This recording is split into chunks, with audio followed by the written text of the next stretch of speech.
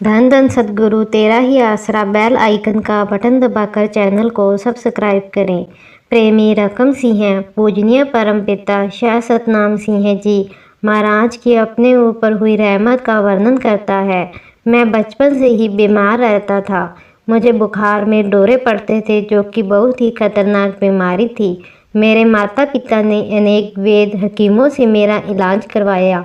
इसमें काफ़ी पैसा खर्च कर दिया, किंतु यह बीमारी ठीक नहीं हुई। मैं इस हालत में खुद की बीमारी व परिवार की तंगी के चलते बहुत परेशान रहने लगा था, क्योंकि जब दौरा पड़ता तो मेरा शरीर बिल्कुल मर्द प्राय हो जाता था। जब मैं 15 वर्ष का हुआ तो मुझे अंदर ही अंदर एक अजीब सा एहसास हुआ और रोज़ प्रार्थना करने लगा कि हे भगवान, मैं तुझे ढूंढता ढूंढता थक गया हूँ, किंतु आप मुझे नहीं मिले। प्रभु, आप ही मेरे दुखों का हरण कर सकते हो। उन्हीं दिनों एक हकीम हमारे घर पर आया।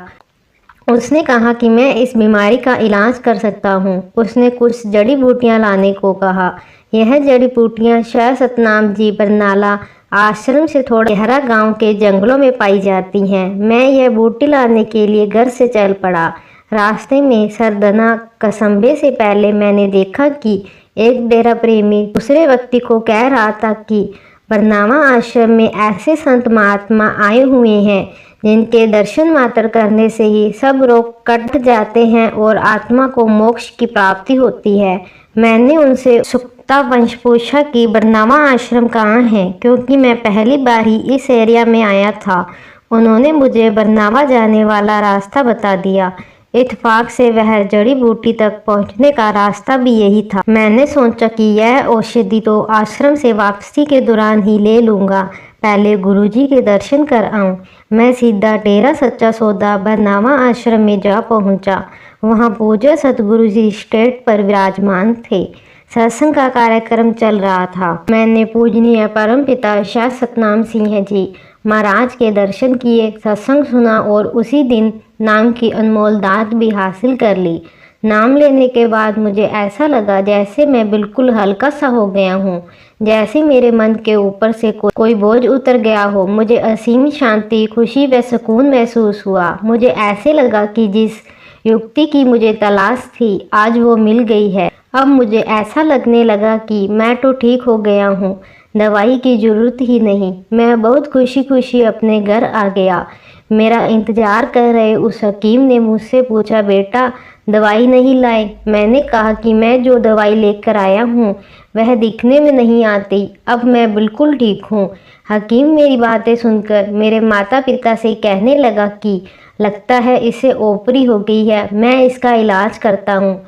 मैं पलंग पर बैठ गया। उसने नीचे बैठकर दीपक जलाकर कुछ मंत्र पढ़कर मेरी तरफ फूंक मारी। उसने कुछ देर और मंत्र पढ़े, फिर मेरे माता पिता से कहने लगा कि मुझे माफ़ कर दो, मुझे अपनी फीस वगैरह भी नहीं चाहिए। इसके पास तो ऐसी दिव्य शक्ति है कि वहाँ तक मेरे मंत्र तंत्र नहीं जाते। वह हकीम चला गया। मैं लगातार सिमरन करने लगा। मुझे नाम की खुमारी चढ़ती जा रही थी। इसके बाद मुझे कभी भी दौरा नहीं पड़ा। मुझे पूर्ण गुरु के रूप में खुद भगवान मिल गए थे और भयानक बीमारी से छुटकारा भी हो गया। अपने प्यारे सतगुरु से इतना ज़्यादा लगाव हो गया कि यदि कोई मेरे सतगुरु की बात करता तो मैं भी उनसे सारी बातें साझी करने लगता। यदि कोई दूसरे तरीके से बात करता तो मैं उसकी बात को टालने के लिए हाँ हाँ कहता रहता, कोई सीधा जवाब नहीं देता। मेरे ऐसे व्यवहार को देखकर पिताजी को यह भ्रम हो गया कि इसमें कोई ओपरी का चक्कर है। उन्होंने मुझे शहतूत के डंडे से पीटना शुरू कर दिया कि मैं निकालता हूँ इसके भूत। मेरी माताजी ने उनको रोकना चाहा तो भी वे नहीं रुके। वे लगातार मेरी पिटाई करते रहे। आखिर डंडा भी टूट गया, किंतु मेरे पर उस पिटाई का कोई दर्द महसूस नहीं हुआ। उसी दरमियान घर के बाहर गली में मेरे छोटे चाचा जी आ गए।